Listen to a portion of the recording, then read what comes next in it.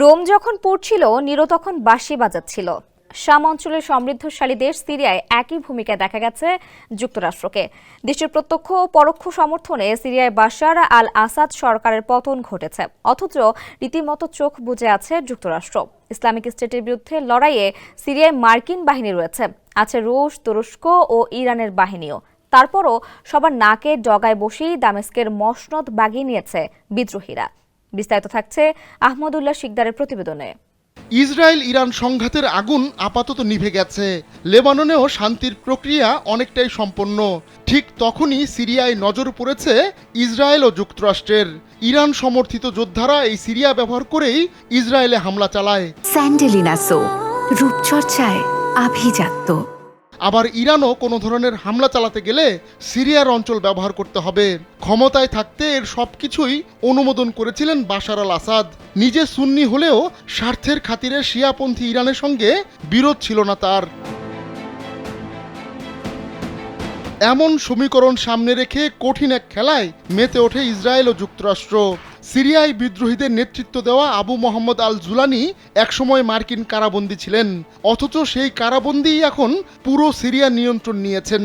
তাই এর পেছনে যুক্তরাষ্ট্রের সম্পৃক্ত থাকার ষড়যন্ত্র তত্ত্ব একেবারে উড়িয়ে দেওয়া যায় না। আবার সিরিয়া অস্থিতিশীল থাকলে যুক্তরাষ্ট্রের তেল ও অস্ত্রের ব্যবসার জন্য লাভের হবে, আর মিত্র ইসরায়েলের জন্য তো তা পুরোপুরি পোয়াবারও। মূলত ইরানের সঙ্গে সরাসরি যুদ্ধে না জড়িয়েও তেহরানকে নিষ্ক্রিয় করে দেওয়া গেল এর মাধ্যমে। তাই সিরিয়ার চলমান এই পরিস্থিতি নিয়ে খুব কৌশলী উত্তর দিয়েছে যুক্তরাষ্ট্র।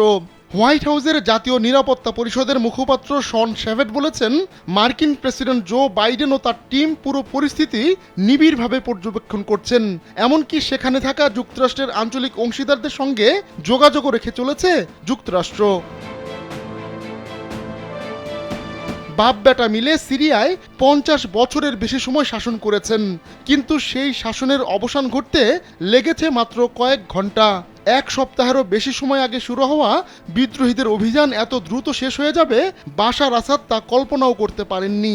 তাই আকস্মিক এ ঘটনায় অপ্রস্তুত বাশার আসাদ গোপনে দেশ ছেড়েছেন। বিমানে করে কোথায় পাড়ি দিয়েছেন তিনি তা জানা নেই কারো। দেশকে এমন অনিশ্চয়তার সাগরে ফেলে বাশার আসাদ উড়াল দিলেও হাল ধরেছেন সিরিয়ার প্রধানমন্ত্রী মোহাম্মদ গাজী জলিলি। আহমদুল্লাহ শিকদার, কালবেলা।